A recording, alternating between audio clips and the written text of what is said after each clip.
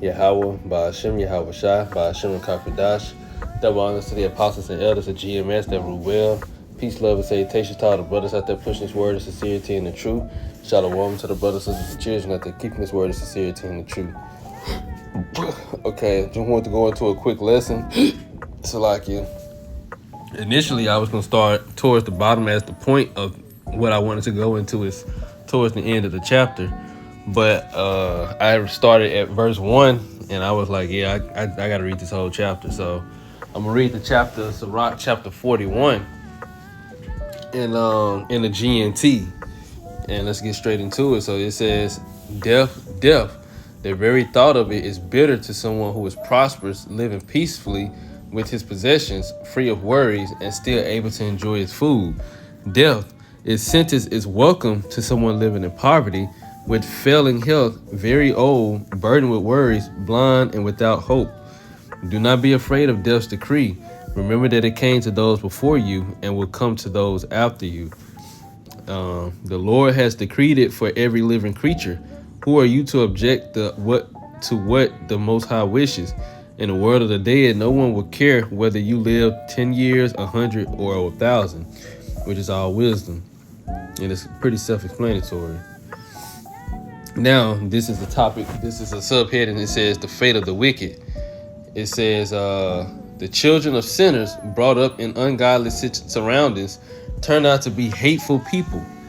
They will lose whatever they inherit, and their own descendants will live in permanent disgrace. And this is the wicked is Esau, Edom. So this is who it's talking about. The children will put the blame for their disgrace on their ungodly parents, but we understand that reincarnation exists and it's very much real, and the scriptures prove it. So they put the blame on the parents, which is their forefathers, but they are their forefathers coming back into reincarnation. Everything is recycled or reincarnated. It says, you are doomed, you irreligious people who have abandoned the law of the Most High. When you have children, disaster will strike them, and you will be left with nothing but sorrow. There will be great joy whenever you stumble, and even after your death, you will be cursed. See? It says when they have children, and they're experiencing a lot of this now, but this is definitely going to transition to the kingdom when we're on top and they are in captivity. It says what comes into being from nothing will return to nothing. So it will be with the godless, doomed to extinction. They will be the only thing in existence that went through extinction. And let me get a quick precept. It's the book of Obadiah, chapter 1.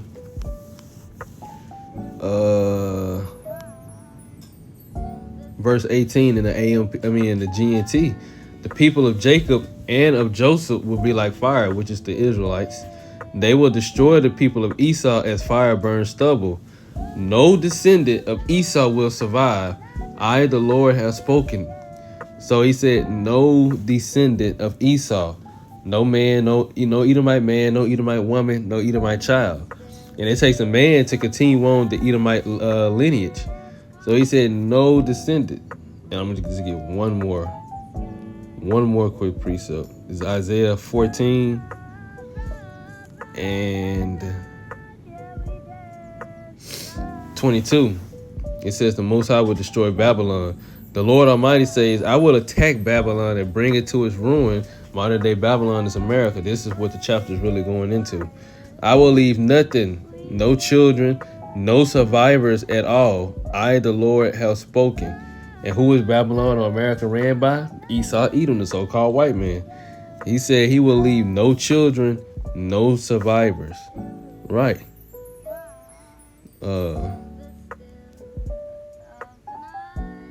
Verse 21, I should have read 21 first.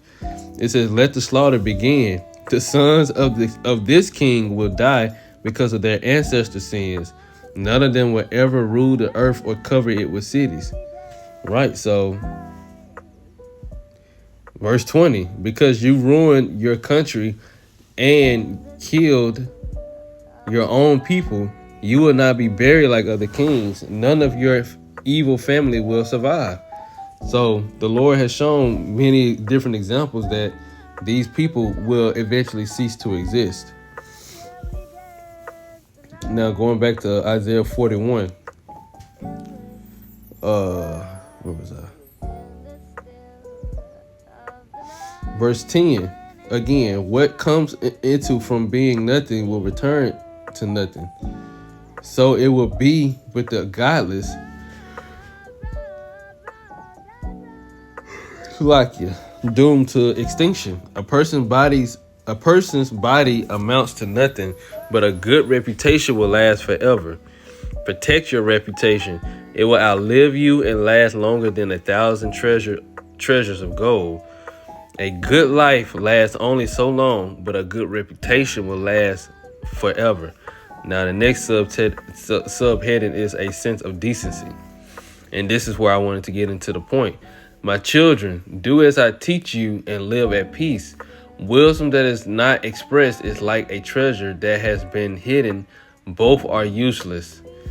A person who covers up his foolishness is better than one who keeps his wisdom to himself.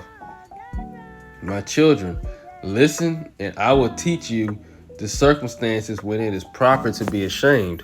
Sometimes it is entirely out of place. And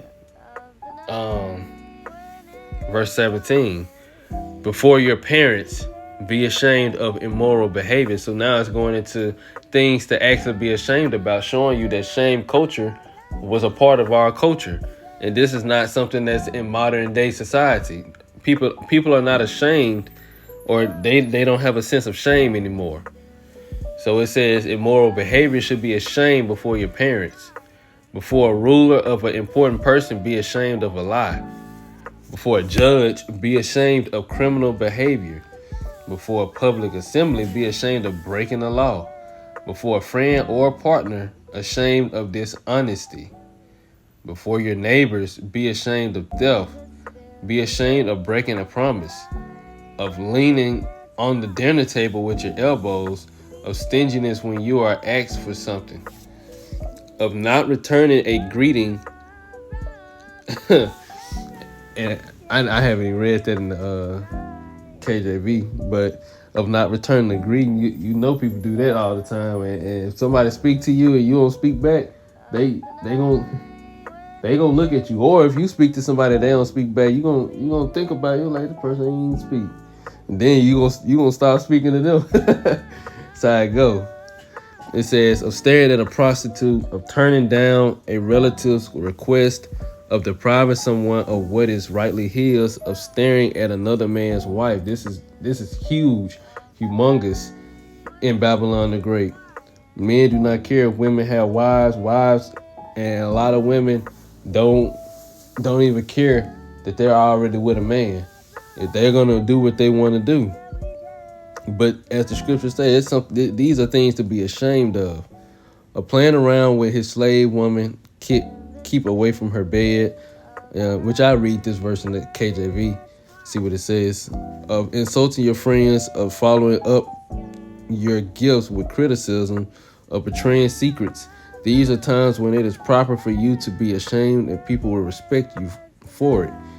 Now let's get that verse in the GNT. I mean, a KJV.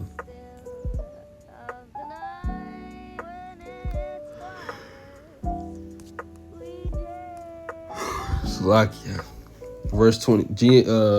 Sirach 41 and 22 in the KJV.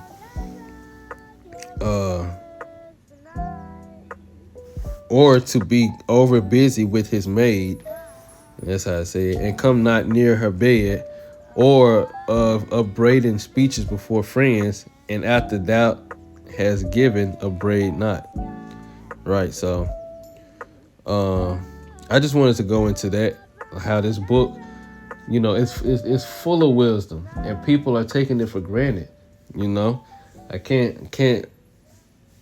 This is the most profound, very important wisdom ever, and it's a book just full of wisdom.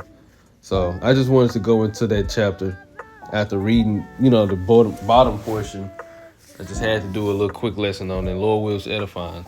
So on that note, I want to give all praises, honor, and glory to Yahweh, Ba'ashem, Yahweh Shai, Ba'ashem, Kakwadash. Double honors to the apostles and elders of GMS that rule well. Peace, love, and salutations to all the brothers out there pushing this word of sincerity and the truth. Shalom to the brothers, sisters, and children that they're keeping this word of sincerity and the truth. Until next time, shalom.